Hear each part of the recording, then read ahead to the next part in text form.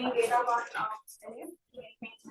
So my name is Neha, your host, and your co-host is Emily. So I request you to please silence your phone during this session and refrain from international. So this session will be recorded, so I will also be aware. We have our guests, Aarthi, Sridharan, and Krishnan Umapathy, and they are going to be talking about BODi's data modernization journey. So, Aarthi Sridharan, she's the Vice President of Analytics at BODi, and Krishnan is. So, without further ado, I'll go on to this class. Thank you, Neha. Good morning. I hope you all enjoyed the keynote. My name is Aarthi Sridharan, and I'm here with my wonderful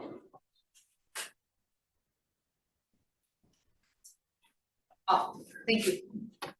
Can you guys hear me? Yes.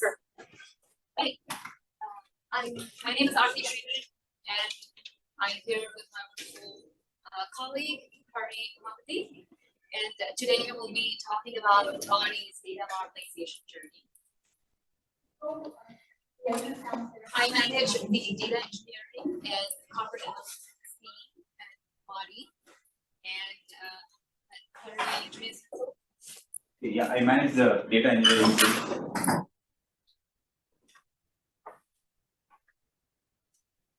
By show of hands, how many of you have heard about our company? Beachbody. And we are in the process of rebranding to BODi. And for people who have not heard about our company, we are the makers of workout programs, IDX, and Insanity. And we are a health and fitness company started in 1998. And we went public in 2021. Our main, if you look at our website, our main product is videos. So it's kind of like Netflix subscription model. You pay the subscription fee to stream our workout videos which you can use to lose weight and also to get healthy. In addition to the streaming platform, we also offer nutrition products. The famous one is Drinkability, which is a new and also post-work drinks.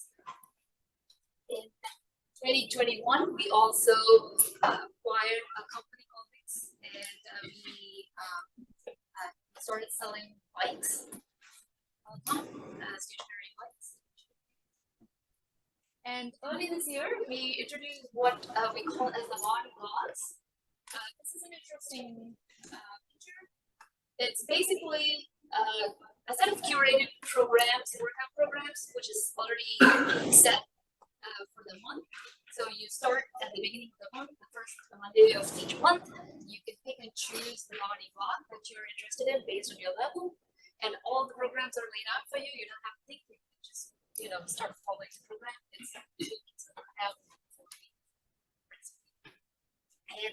And the main idea is to make sure you follow the routine every month without having to think too much because it's all laid out. And also, we created the Health ST category. This is basically to take health improvements in your own terms, right? Without any pressure, without any self-judgment. So to take it at your own pace. And we care not just about the physical fitness, but also we care about the your mental or positive.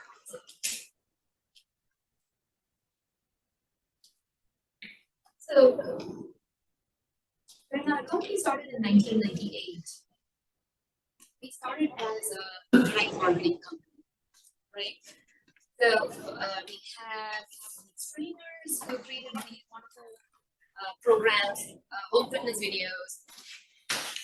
One of those videos sold DVDs, yes, like VHS tapes. And we play the advertisement on TV. People look at the advertisements. Telemarketing days where 1-800 numbers are displayed. They call the 1-800 number. They place the order. We ship DVDs or VHS tapes. Some customers did ask for VHS, and they're very particular. Just to fit with, like, I think there's 1 or 2 customers. Anyway, so that's how we started, and that was the only channel, only business model that we had. Soon.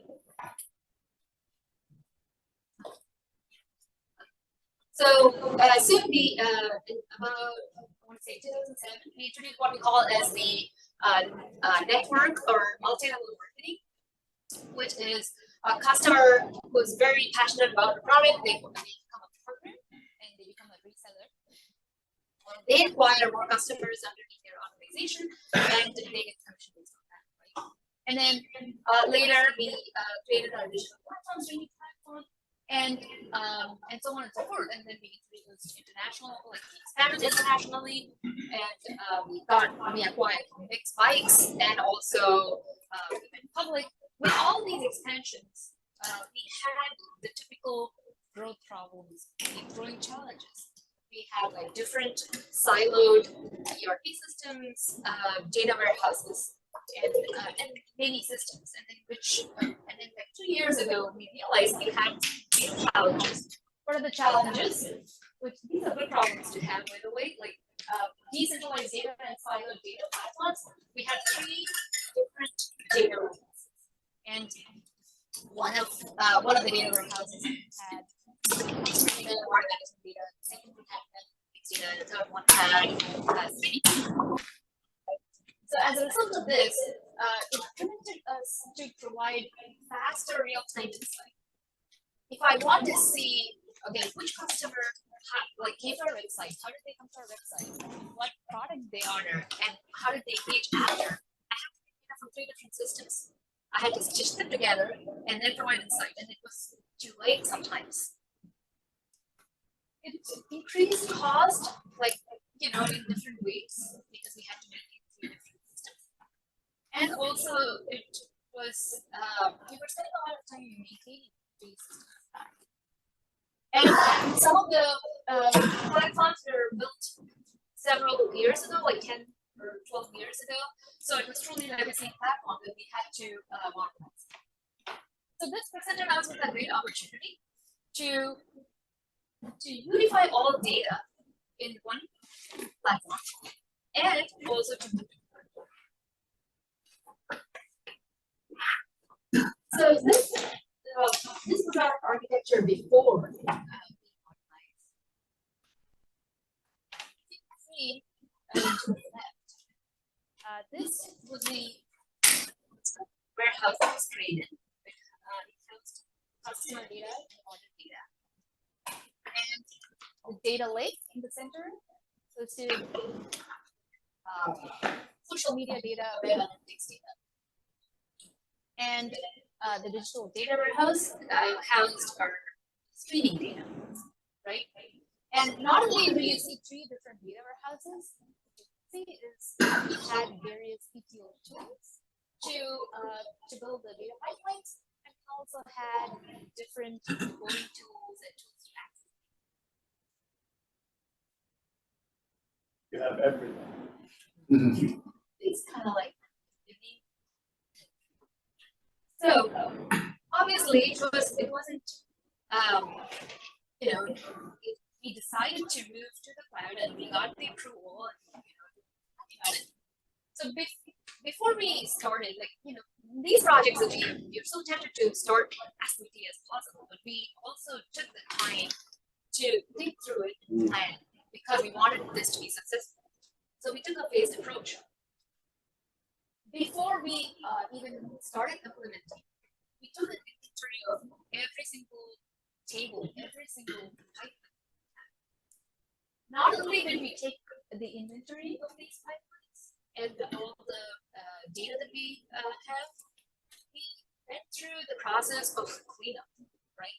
because the last thing we wanted to do is take stale data and transfer it over to the cloud. I know it's early for a question. I'm curious, what was your team size that was undergoing this effort? I can talk about it in a minute because Okay. it was varying at different basis. Okay. We have external help and throughout the course of the phase approach. And I can definitely talk about it in detail at the end. Thanks. Anyways, so we were not only were taking the inventory, we also did the cleanup effort, right? Like this, and the other important thing which I want to insist is the POC. When we did POC, we made sure we take our data, we take our use case. In fact, we took one of the jobs which was taking on time to execute, and we used that as a use case. So we were very confident at the end of POC because we had a good success.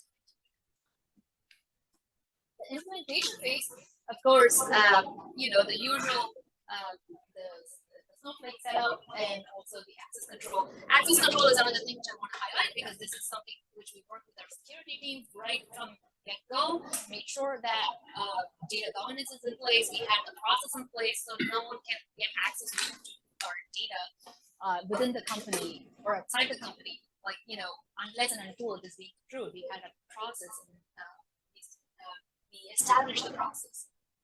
The code migration, data migration, all of these, like it's a usual implementation, and we had to repoint all the downstream applications when we move the data to the cloud. QA and validation, user acceptance testing, which is another important thing that I want to highlight, and cutover planning, very thorough cutover planning down to the minute and to the seconds. And not only the you know, the implementation phase, after the implementation, it's very like, you know, we had to think about training, not just the technical users training, the data engineers and analysts. We had different types of training set up, and also the end user training because we want to take them along the journey as well.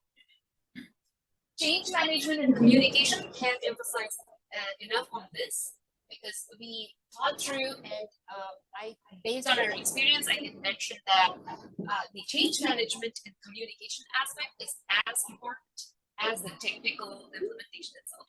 Because we could have a fancy data warehouse, but if nobody's going to use it, then you know it's going to be of no use.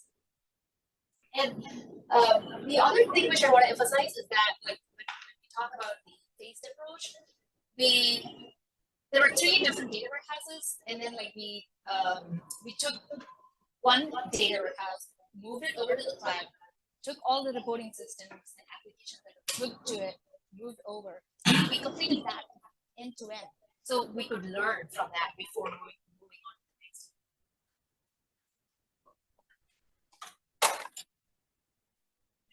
With that, I'm going to hand it over to Hari to talk about the new Thanks.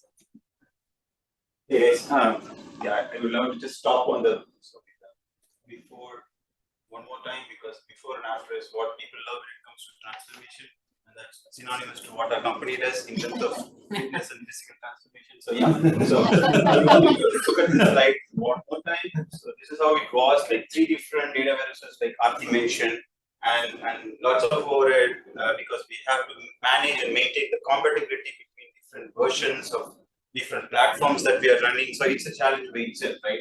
And then also comes the challenges of you know, having to have you know, resources who are knowledgeable in working legacy ETL/data warehouse platforms as well as the state of the art, the latest ones. So yeah, so having all that, I mean, having said all that, so we move on to this newer architecture.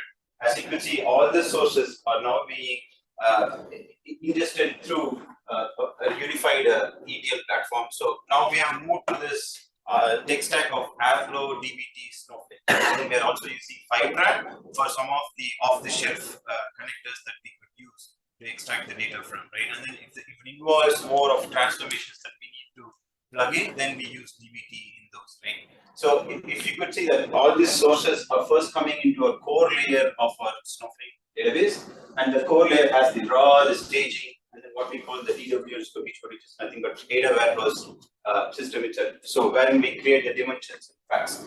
So everything is either ingested using Snowflake when it lands on S3, or then for some of them we also use Fivetran, like sources like Google AdWords, Facebook, HitPath, Nanigans, so on and so forth. So wherever the connectors are available, we try to use Fivetran, and then for the other ones where the file gets directly loaded onto our S3, we use Snowflake to pull them in. So once it gets to our core layer, and then like when Aarthi was mentioning, we were working on this transformation project. There was another team in parallel which was also building the data marts. Like once this core data warehouse is ready, we wanted to make sure that we build the data marts off of it, so that the end users and the stakeholders are actually hitting the data marts and not the core database, right? So when we create the data marts, so I mean, like you could see, like we created networking, finance, PR, royalty, etc. So now everything is hosted on Snowflake. This took about 18 months. It's 18 months project, I would say, but then if we include the POC, it's probably close to 2 years, right, from start to end. And like Aarthi said, we targeted the low-hanging data warehouses, siloed data sets first to move to Snowflake, and then we started working one by one. And the last one is obviously the Oracle one, which is like the biggest elephant in the room. And I mean, that's been there in our company for around 17 to 18 years, and that's the experience of Aarthi also in BODi. She's a veteran there. So probably she started that Oracle data, and she finished that. Anyway, so this is the new architecture that you see.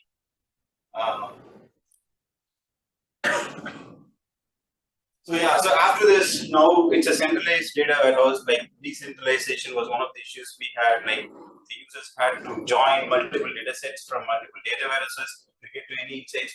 Now they all stick to Snowflake. Anyone, like both our internal users, external users, they all like log into Snowflake now to get the data. And even the reporting tools like Tableau and Alteryx, etc., taps the data from Snowflake now. So it works perfect that way. I mean, overall, there is definitely cost reduction in the sense, like if you look at the the different maintenance and upgrades that we had to do for multiple tools that we talked about. Now we are like more consolidated into one ETL tool, one data warehouse system, right? So and one scheduling application that we have. So we are trying to make sure that it's future proof, it's reliable, it's scalable, and things like that.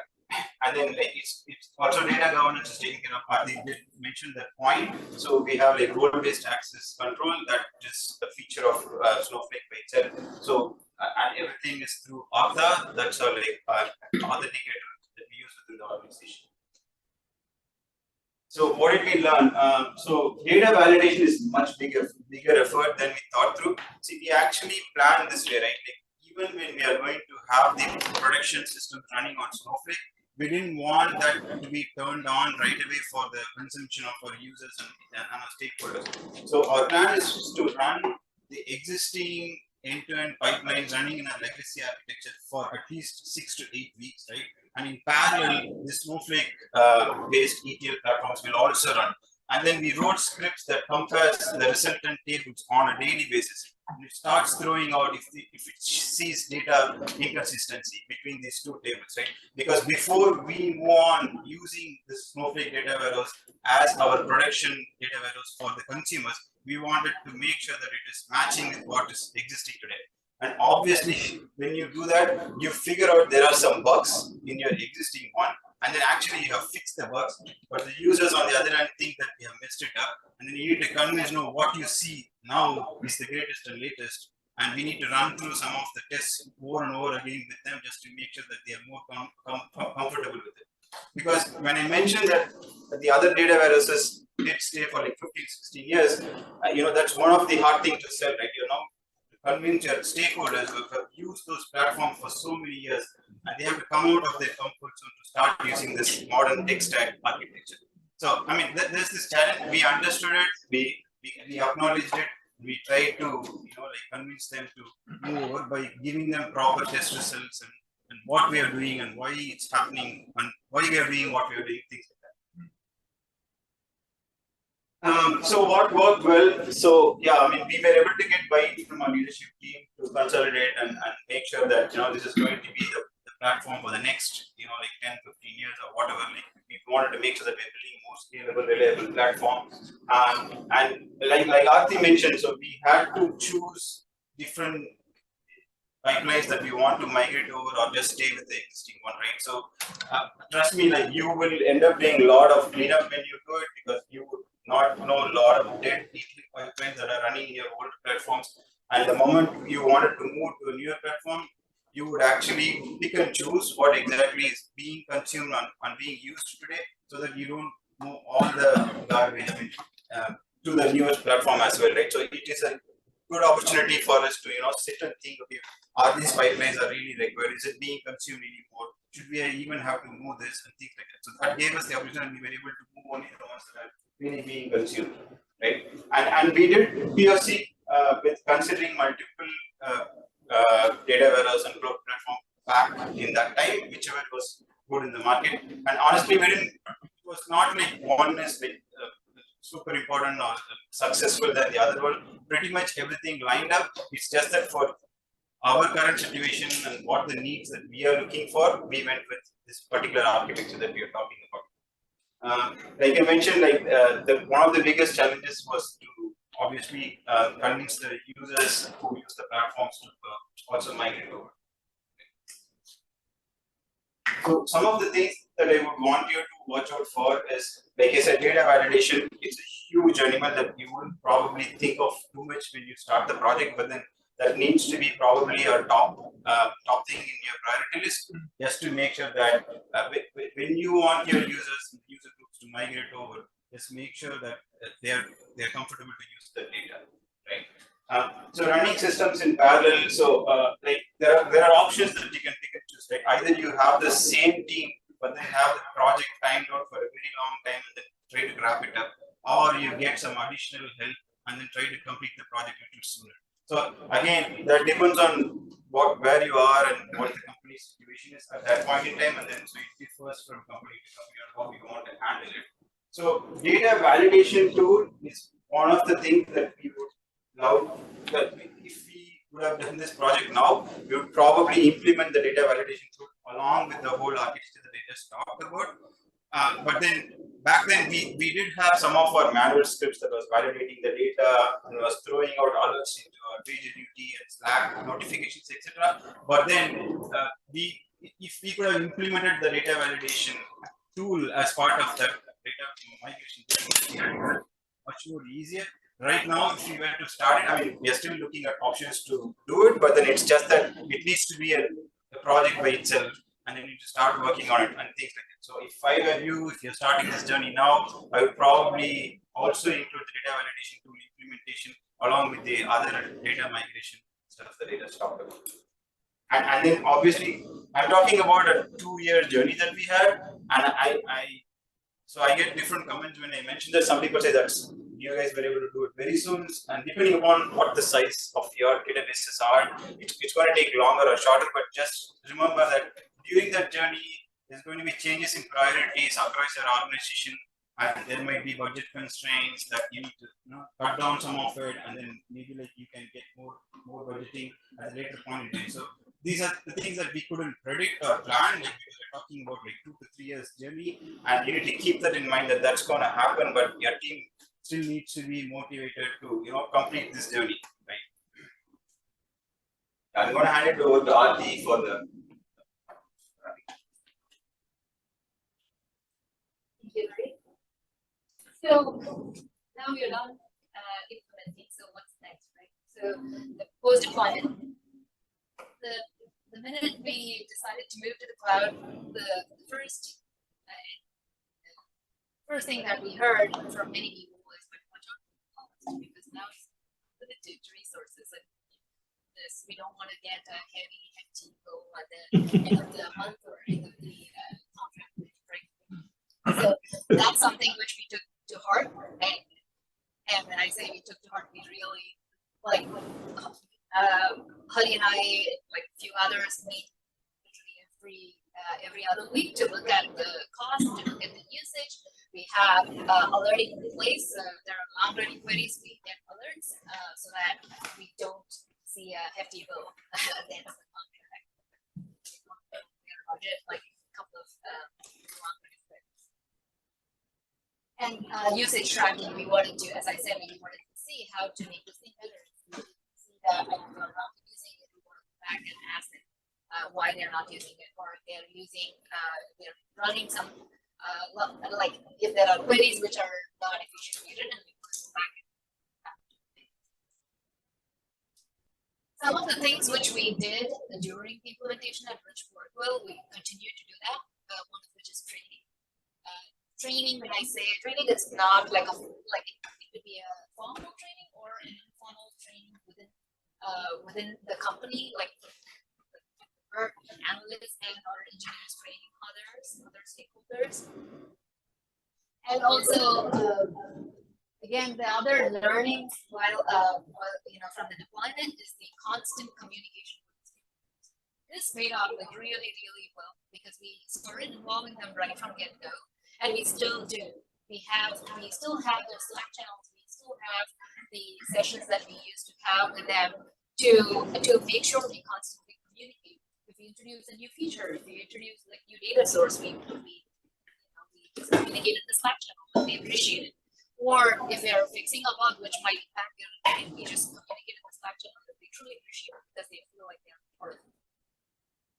And lunch and learn sessions, when there's food, people do. One of the tricks to make sure that your stakeholders and ask me to think that, again, like change management, kind of hope, like one workflow, we continue doing so.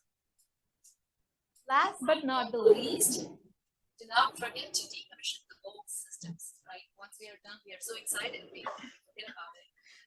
But we did not. We did have a tab on, like we put a tab on it, like we had the system for a few months just to make sure that everything is running. And then we went back to our infrastructure team, made sure that they're decommissioned so that we don't pay for unnecessary storage costs. With that, that's the end of the session, and I want to thank you for attending my session.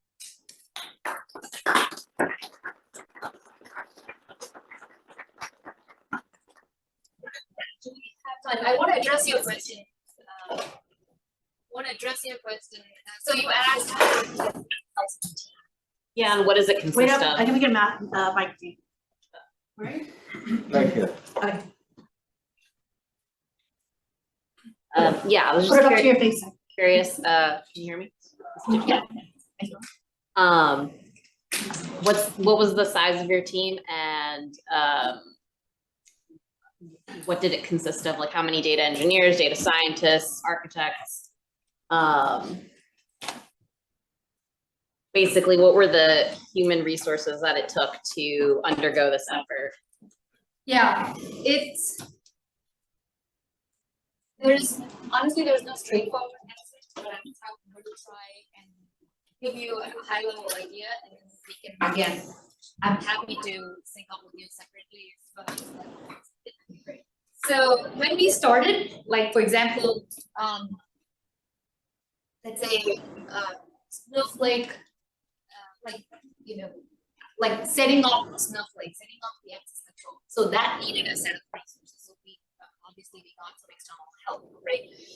Actually, before the means, within our team, there are a team of like 15 to 20 engineers and offshore engineers, like overall, like full-time employees and offshore, like combination.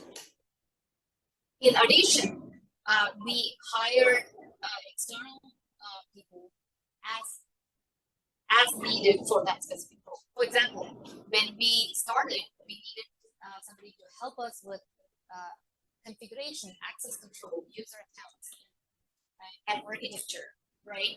So we hired consultancies to help us with that.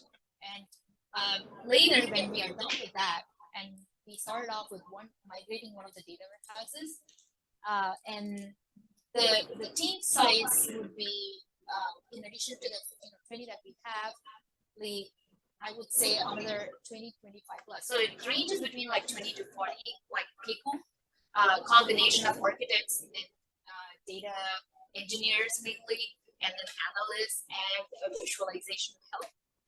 But it's kind of constantly changing depending on which of the data warehouses we were moving, how many reports we had, how many pipelines we had. So it's between that and also like sometimes we use consultants and sometimes we use like staff log. So it just varies. To add to that, we just made sure that all through the journey we wanted some of our FD to be involved in the design architecture, because like when that I like that you get the help from consultants to build it, but then once they leave, you don't want the knowledge to be leaving your company. So we made sure that these tech leads within our FD groups are involved in those significant steps so that they understand what's happening, and especially during the final validation implementation phases, they were heavily involved. So I would recommend that you guys keep that in mind when you do it. Yeah, because like Aarthi said, so because we are doing all this, it doesn't mean that the RTB that we call the running the business projects and requests that we're going to get is not going to stop, right? Because this is more of a tech debt if you think about it for the company or for our team. So that we still want to do this journey in addition to the existing projects that the existing data demands that we would get when we are actually implementing, the company is implementing products, so on and so forth. So you're kind of working in parallel. So just make sure that you're planning your resources accordingly, because your core work needs your FD resources to be focused as well, or as well as when in some time that's going to become your future architecture, and make sure that your team is eligible to be able to manage and work on that particular architecture.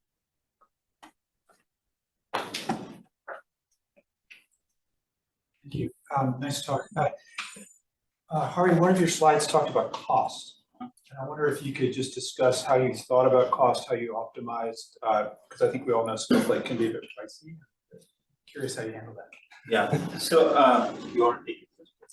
Yeah. So see, when it comes to cost, and we were having this conversation, right? Like, see, I mentioned about multiple ETL tools that we had. So if you could think about it, there is explicit cost, implicit. Explicit is obviously the licensing cost, the actual server cost that we have, because we hosted everything on our cloud AWS service, right? But then once we move to this new tech car, it's one, it's one tool that we are running for ETL, one data warehouse system. So licensing obviously we are saving there instead of multiple systems.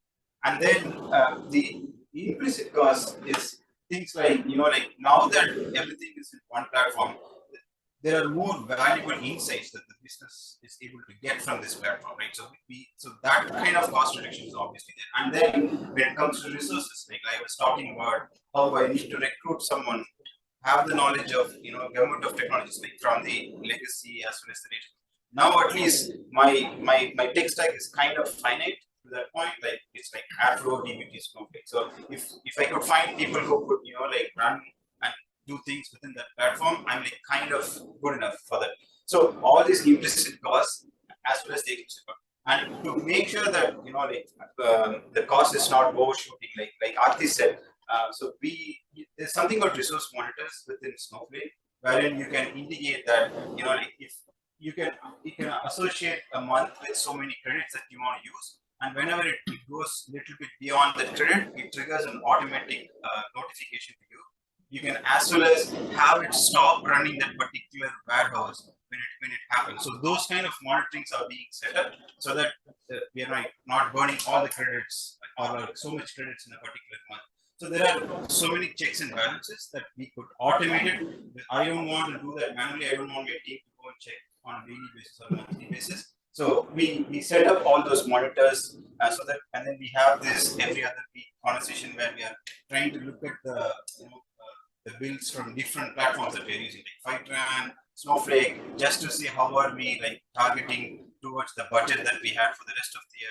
Are we overshooting? Should we look at some of the avenues where we need to talk to the users to see why this particular query is taking long, so on and so forth. Yeah. Thank you. Yeah. Yeah. So one of the So one of the slides you mentioned, you spent a lot of time on the data validation. So can you give me a situation why you need the data validation and give it an example of how do you validate? So the question is, how did I do data validation and why I need a data validation? So now, like I mentioned, so we are generating we call the corporate KPI reports that goes out daily, and it mainly sources from our data warehouse, right? Because this is the core data that we are the order customer information, and so we generate that off of that. So we need to be very sure that the numbers that it's reflecting is accurate. So when we have to do this migration from one data warehouse platform to the other one, we wanted to make sure that it's presenting the same numbers in these two different platforms. And we don't want this newer platform to be showing some different numbers, and make sure that the numbers are accurate. You wanted to. No, that's again, like those are the data that we provision is being used by different departments, right? By customer service, by the executive department, by finance department. Obviously, some departments like finance are more concerned about the numbers, the accuracy down to the cent than like probably marketing, right? So that's in such cases we need to validate our data. We need to make sure that the orders are flowing correctly. We need to make sure that we are calculating the revenue correctly, and so on and so forth. And mainly when we are going from one system over to another, there could be several factors. As Hari mentioned earlier, it's because we have fixed all the bugs so that the latest system might be better, but we need to make sure we have to back it up with data. We have to say, okay, it shows $100 here, it's showing $150 here, and that $50 difference we had to validate and say why there's $50 difference, right? The other thing is like we do have royalties calculations. So again, like we need to make sure those numbers are correct that we consider every single order that is being placed. So in such cases, we need validation, and we wanted to like sometimes when we on an average every day we get like 100 orders. I'm just throwing some numbers, right? And one day we get like only $80 or 80 orders, and we wanted to say, okay, is this because the ETL is not run properly, or is it because like the source system didn't have the data? What is the reasoning, right? So such kind of sophisticated alerts, we wanted to make sure we answer those questions before sending out the reports, and that's the need for data validation tool, sophisticated data validation tool. Currently, we do have like a data validation in the form of scripts to make sure that it's, if the source system says it's 100 orders, we should be having 100 orders, right? We have some basic scripts. We have custom scripts to do that. We want to take it to the next level by introducing the validation tool. But remember, you'll be the data migration is probably going to be the reason for any issue. If there's a plumbing issue at their house, they'll think that it's because of data migration. So, I mean, your team needs to be motivated because they are going to hit you with lots of questions, and the whole team needs to understand that this is how it's going to be. And because they put so much effort in migrating over, it's just going to take a few more months to make sure that everyone starts trusting the system and the new platforms that we use. Yeah, the running joke is every migration, including the words migrating, is your problem. Yes. Also, just a comment and a question. So there might be audits, right? And internal audits, external audits. They need to auditors need to be satisfied that the data was migrated correctly, especially if you are a public company. Yep. So question on your front end layers, whether it was reporting or dashboards, obviously you have to rewire them to the new data warehouse or data marts. But did you actually change any of those reports or dashboards, or you try to keep it consistent so you can do it one-to-one? That's a very good point. So again, like as I said, we took the time to make sure not only did we took an inventory of tables like in the data warehouse, we also took an inventory of the reporting layer. If we looked at every single report, and if there are duplicate reports, we try to avoid them. In fact, we had multiple reporting tools. We took the opportunity to merge them. So it wasn't a one-to-one at all. And that's why it was a very involved project. We intentionally did it that way, and we are so happy we did it, even though it was extra work. Because because now we have a set of dashboards, a set of reports, set of tables, set of jobs, which we know for sure are being used, and it is like, and optimized. So it's paying off really well. I had a follow-up question on that. So that seems like a big lesson learned going forward. Seems like a big lesson learned. Going forward, do you have a process to review to make sure that your reporting and tables, all that, is matching up and right sizing? And granted, some of the costs you're looking at may catch those things, but yeah, absolutely. As I said, like, we did write a lot of custom scripts to validate data and to validate data at different levels, right? From the time we get from the source system to S3 bucket, from S3 bucket and then to into the data warehouse, into the data warehouse, like core tables to the data mart, and finally at the reporting. So every single we had checkpoints, and we are still leveraging those checks and balances. We are still leveraging because it's very useful. And we wanted to, again, like, take it to the next level to make it more sophisticated, to look at the trend and say, hey, why is the data like less or more? And so that's why we are thinking about the validation. I think we are at time. Probably we'll take one last question. Excuse me. You had mentioned that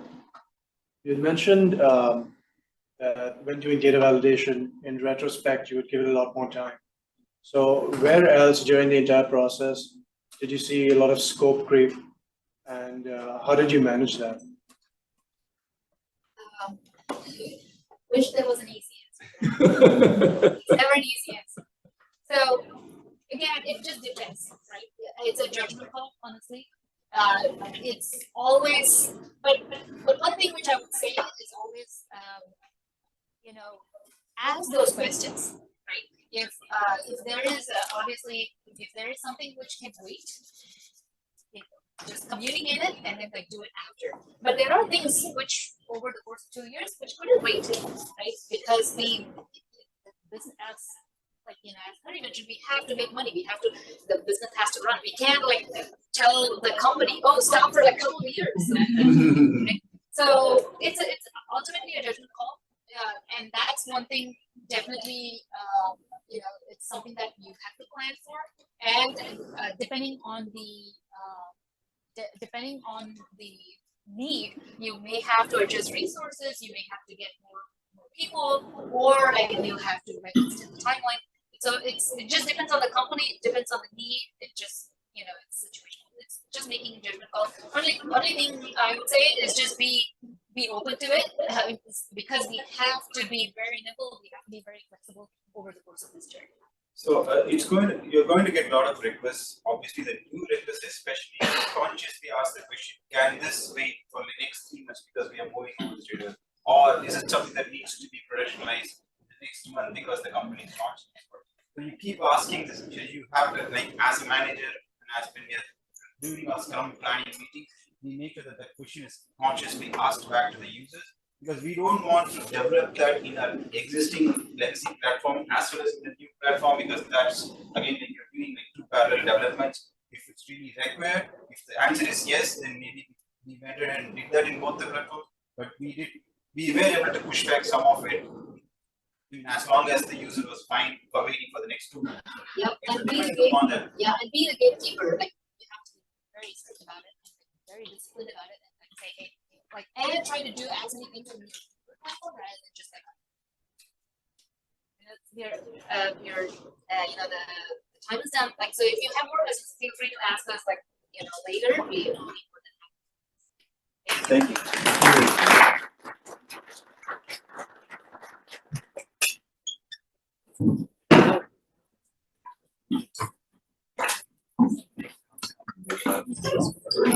Thank you, Aarthi and Sridharan.